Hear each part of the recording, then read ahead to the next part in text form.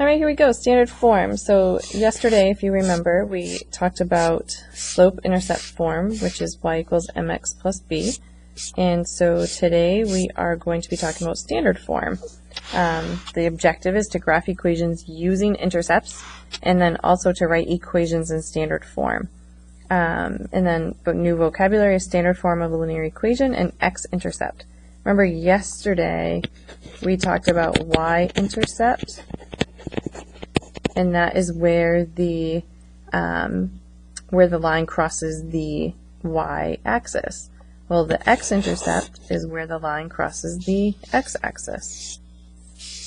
So it's the x-coordinate of the point where the line crosses the x-axis. So what we have here is standard form of a linear equation. When you have the standard form of a linear equation, you have these letters here, if you notice. Let me get my highlighter. So we have A, B, and C. Those A, B, and C, those need to be real numbers, so any number. And A and B can't both be 0. One of them can be 0, but they both can't be 0 at the same time. So what we're going to do is we're going to use these, use the standard form of a linear equation. Here's an example of one. 4x minus 9y equals negative 12. 4 is your A, negative 9 is your B, and negative 12 is your C. And what we're going to do is we're going to find the x-intercept and the y-intercept. And so the steps are listed out here for you. It says to find the x-intercept, substitute 0 in for y. And the reason why we're doing this, if you think of a graph, when something crosses the x-axis, what is y? Y is 0. So we're just going to take this 4x minus 9y equals negative 12, and we're going to substitute 0 in for y. 4x, 9 times 0 equals negative 12. Well, 9 times 0 is just 0, so we can just cross that out, and I end up with 4x equals negative 12. Divide by 4. X is equal to negative 3. So what that tells me is the x-intercept is negative 3.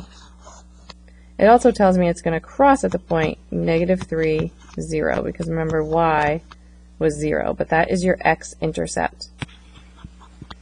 Step 2, it says to find the y-intercept, substitute 0 in for x and solve for y. And so this time we're still going to use the same exact equation,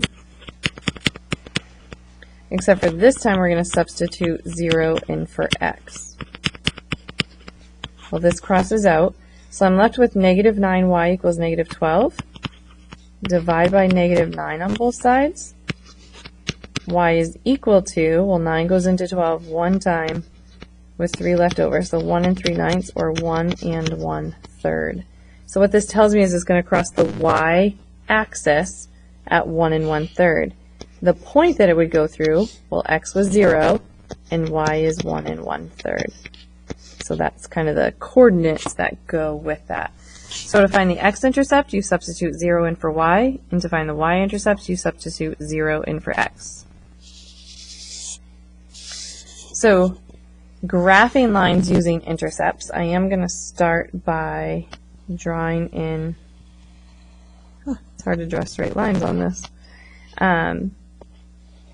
my axes. There's 5, 5, negative 5,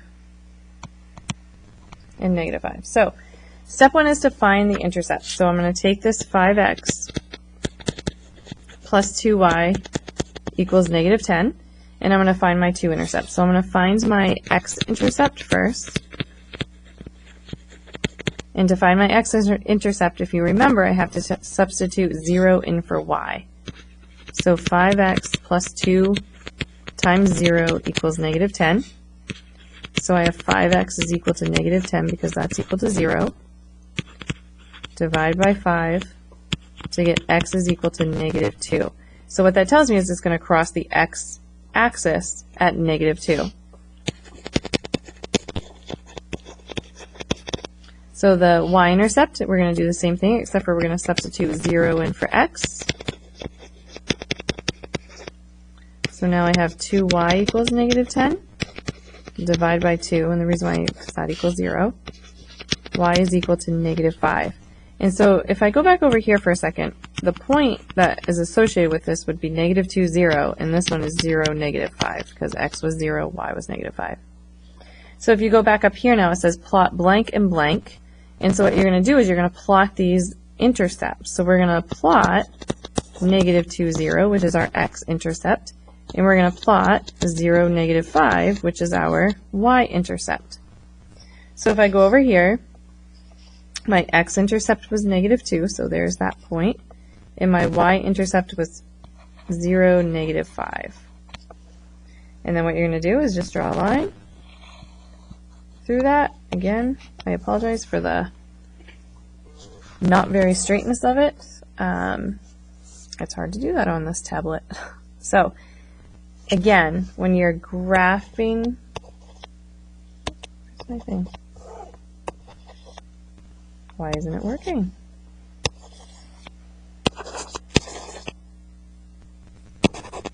Alright, hold on, I'm going to pause it.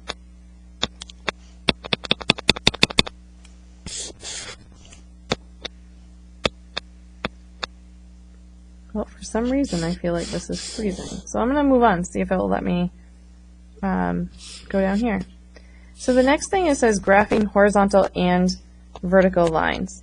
And so with this,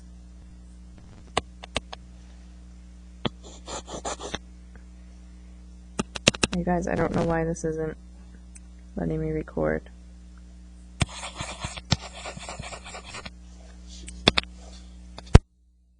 Alright, you guys, I'm back. Hopefully this will work now. So the next part was, sorry about that, the graphing horizontal and vertical lines. With this one, we have these two things right here. We have y equals 5 and x equals negative 4. One of those is a vertical line and one of those is a horizontal line. Okay, so kind of talk about this a little bit as we go through. But first of all, I'm going to 1, 2, 3, 4. 1, 2, 3, 4, 5. Labeling your graph. Okay, so if you look here, I have y equals 5. If I was to look over here, this is where y equals 5. This is where y equals 5. This is where y equals 5. And this is where y equals 5. Anywhere along this line, I'm going to draw this in red. Anywhere along that red line, y is equal to 5. So you have this in here, and it's this right here would be a horizontal line. So whenever you have y equals something, it's going to be horizontal. And the reason why is because for any x value, there's no x there. So for any x value, y is going to equal 5. If x is negative 2, y is equal to 5. If x is 2, y is equal to 5. And so the next one is x equals negative 4. Well, if you think about that, x is negative 4 right here. X is negative 4 right here. X is negative 4 right here. X is negative 4 right here, and so on. So I'm going to use green for this one. So x is negative 4 anywhere along this green line. And the green line is going to be vertical. So whenever you have x equals something, it's going to be a vertical line.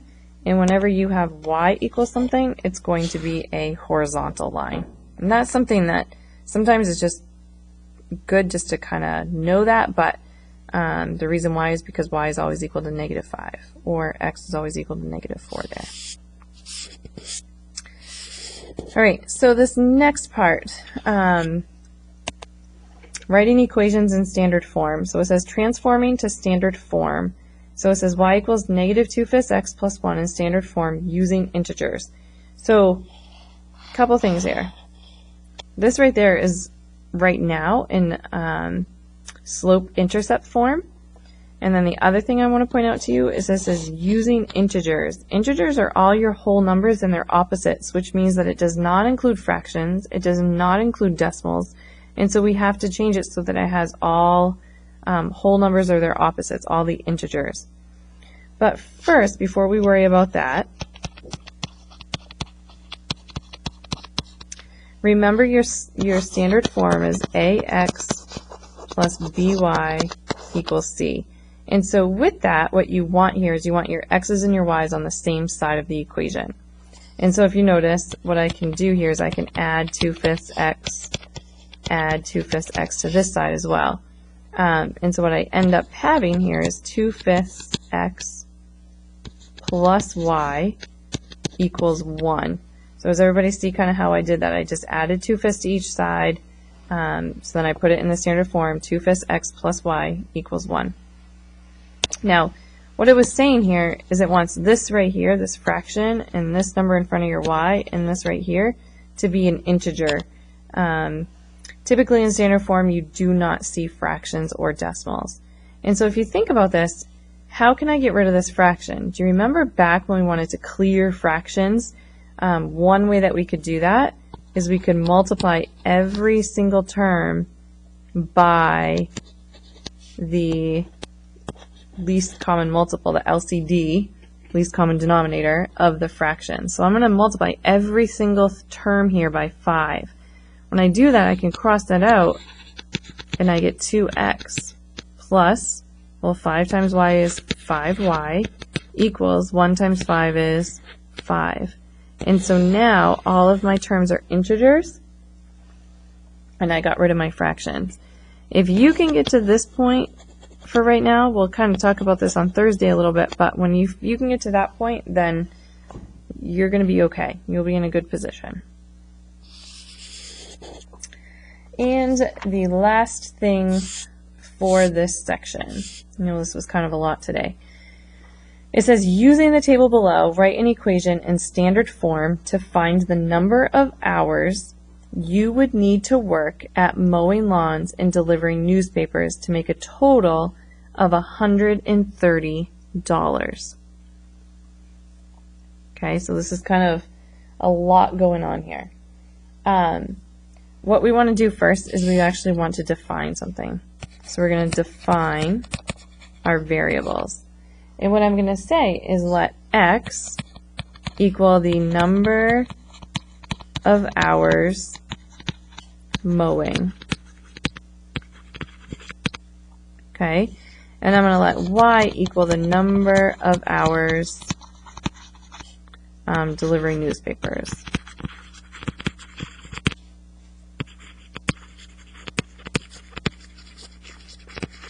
Okay, so x is the number of hours mowing and y is the number of hours delivering newspapers. And what they want to know here is that basically if you did both of these, if you mowed lawns and delivered newspapers, what would you have to do for each of those to get $130? Sorry, excuse me. And so what you want to do now is that you're getting paid $12 an hour for mowing. So I'm going to represent that as 12 times the number of hours. Plus, you get $5 an hour delivering newspapers. So 5y equals, well, I want to know when that equals a total of 130. So this right here, this equation is in standard form, and this is the equation that we could use to be able to answer this question. And all it asked us to do was write an equation in standard form to find the number of hours you would need to work at mowing lawns and delivering newspapers to make a total of $130. You don't have to solve this. It was just asking to write an equation. However, if I said to you, all right, I worked a total of 5 hours mowing lawns.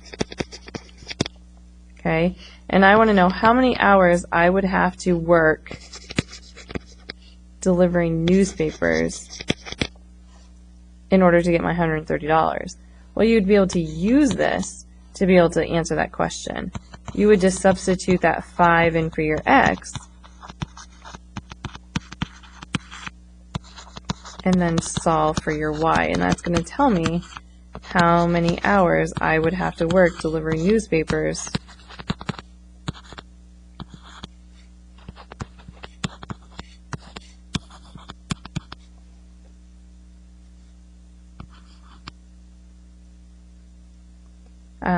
How many hours I would have to deliver newspapers. And that's not right. It's 14. How about? Let me get my eraser.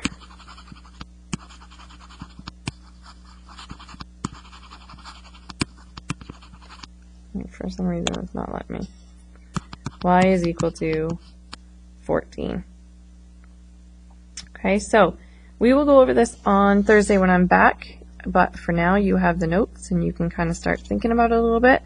Think of any questions that you may have. Think about anything that you didn't understand.